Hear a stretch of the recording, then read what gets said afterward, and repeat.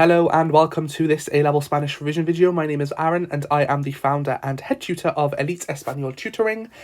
In this revision video, we are going to be covering 3.1.1 for the topic of los valores tradicionales y modernos, so traditional and modern values of the Hispanic world, especially within Spain. We're going to be looking at the first 3 points today. So we're going to look at changes in the family, so los cambios en la familia. We're going to look at attitudes towards marriage and divorce, so los actitudes hacia el matrimonio y el divorcio. And then the final point we're going to look at is, and particularly this one, I can't stress how important this is because, especially when it comes to the exams, this is something that you can use all the time, the influence of the Catholic Church, so la influencia de la Iglesia Católica. But we're going to jump straight into it. So the first thing that we want to discuss is what the traditional family is. So obviously the word traditional is sort of, I don't want to say, it's sort of stereotypical. So what would you think when you thought of, when you think of like a, sorry, that's my phone, of a typical family? We've got a lovely photo here, a very typical family. You've got a dad, a mum, perhaps an older daughter with siblings. We can use two sentence starters here. Here's an easier one for you to remember. So you can say, en una familia tradicional hay, in a traditional family, there is. And then you can go on to list a few things that we're going to discuss. Or if you want it to be a little bit more complex, and especially if you're writing about this, I think this is a really good phrase to use. You can say something like la estructura tradicional de la familia española tiene las siguientes características. So the structure of a traditional Spanish family has the following characteristics, and we're going to discuss a few. Now, it's not a whole lot of them because most of it is sort of like pick it up as you go along with the course, but these are sort of the main ones. So the first one being una pareja heterosexual, so una mujer y un hombre, una mujer y un hombre, a heterosexual couple basically, mum and a dad.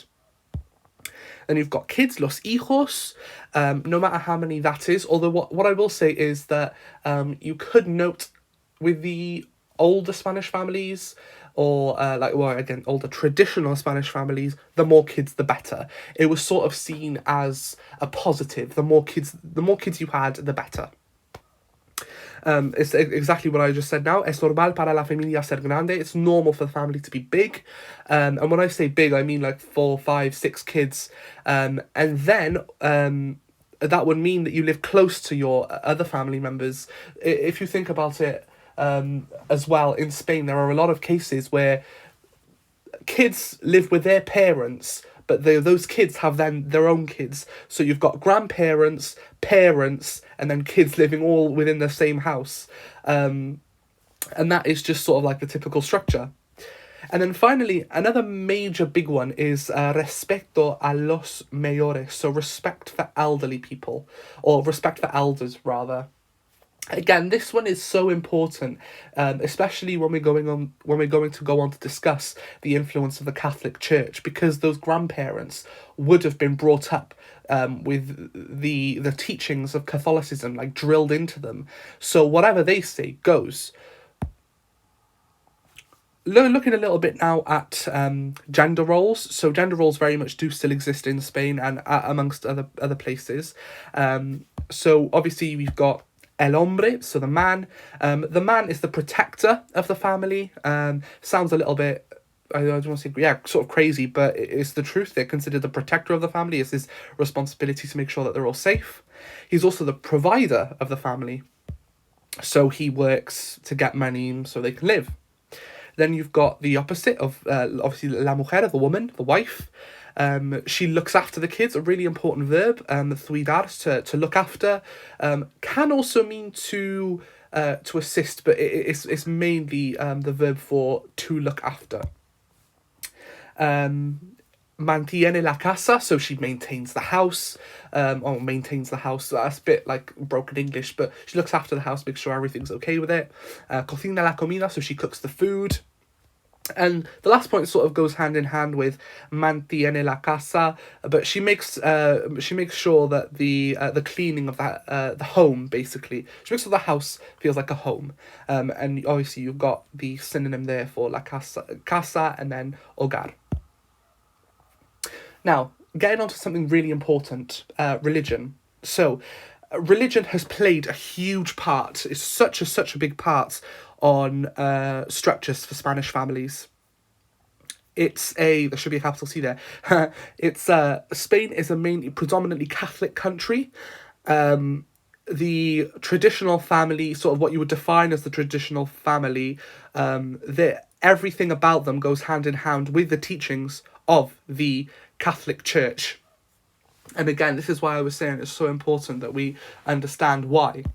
So, the as we've just mentioned, the structure and the sort of the norms and the values of a family and a marriage and brotherhood and sisterhood follow the traditions and the norms of of Catholicism, basically. So that includes things like prohibition of like adultery, so no cheating. We've also got things like divorce. Divorce is frowned on hugely, which I believe we'll go on to in the next slide. And then also one that many people don't think about very often, but the use of like contraception or artificial methods to control birth. Another important word, natalidad. It comes up all the time. It just means like birth, or it can also mean like birth rate. So we're moving on to marriages now. And this little paragraph is explaining how definitely like 50 to 100 years ago, it was expected that if you were a couple, so a boyfriend and a girlfriend, you were expected to get married. There wasn't really much wiggle room for anything else.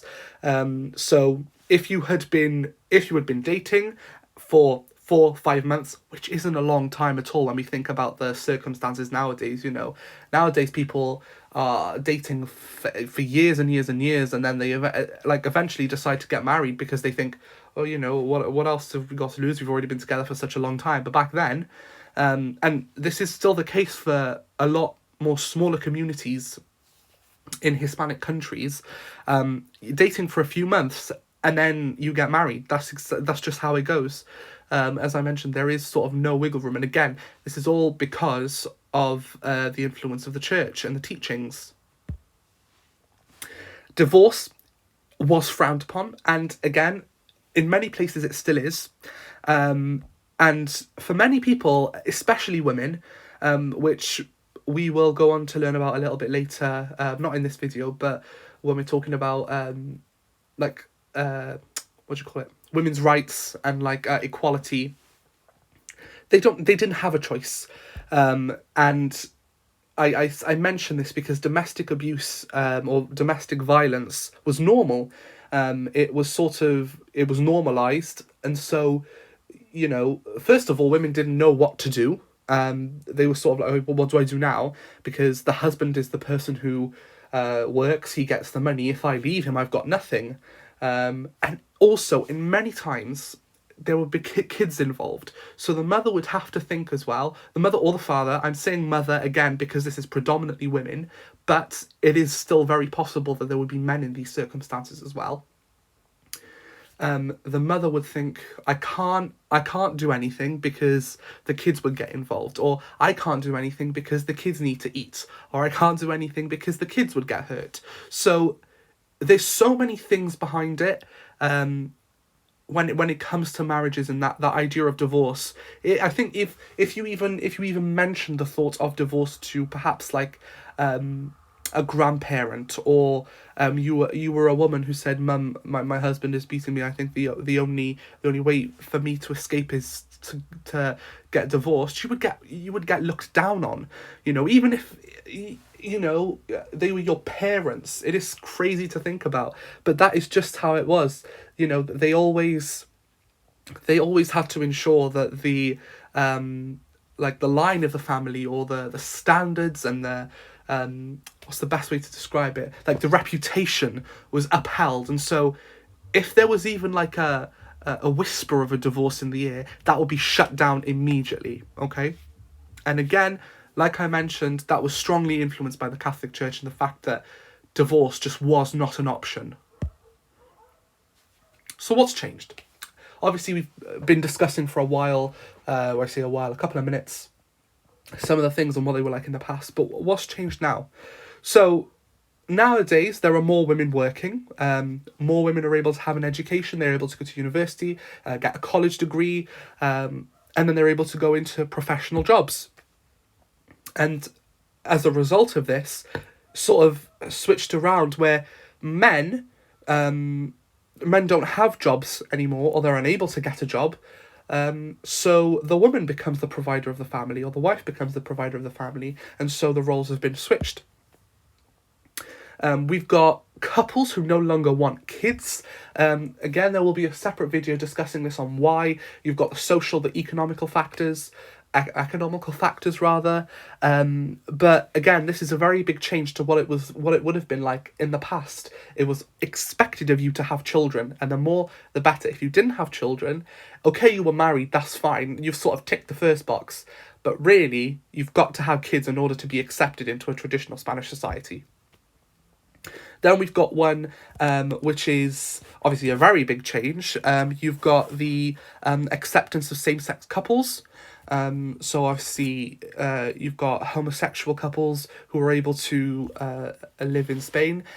This is still an ongoing issue in obviously the country of Spain and many other places where people look down on it, especially the Catholic Church. I keep stressing the Catholic Church because it really is such an important... It plays such a vital role in, especially within this topic, because it adjusts the way people think massively, and the influence they have is unbelievable. Another thing which we talked about a little bit earlier was like the use of contraception. Well, now there's contraception available everywhere, whether that's for free or for cheap. So it's sort of not, it's not hidden anymore, if that makes sense. And then finally, one smaller reason that not many people think about is the fact that less people want to have a religion. And we'll go on to discuss a little bit why. I believe that is in the next slide. But yeah, we'll see in a minute why people don't want to have a religion. And then, I saw that was the last one. This is the last one. Couples just don't want to get married. Again, that's sort of been normalised now to say that, you know, what's the point in getting married? It's too expensive. We're already living together. So, you know, why should we spend loads of money on a wedding when we're already basically a married couple? There's just no legal bit to it, if that makes sense. So, why? So we looked at what, but now we're going to look at why. Well, the first two go hand in hand. So the thinking of society has evolved. And with that, again, influence of the Catholic Church, ages and ages ago, the way of the Catholic Church was the only way to live. There was nothing else. You couldn't do anything else. And now we've got that last bit that I said, why people decide not to have a religion. Well, you've got one, it's too restrictive. Two, most of the teachings are really, really old. And the third one is really, really important. I want to say people think that it's like hypocrisy. So although there are, yes, Catholic people, they don't follow the norms and the values of the church themselves. So why should I?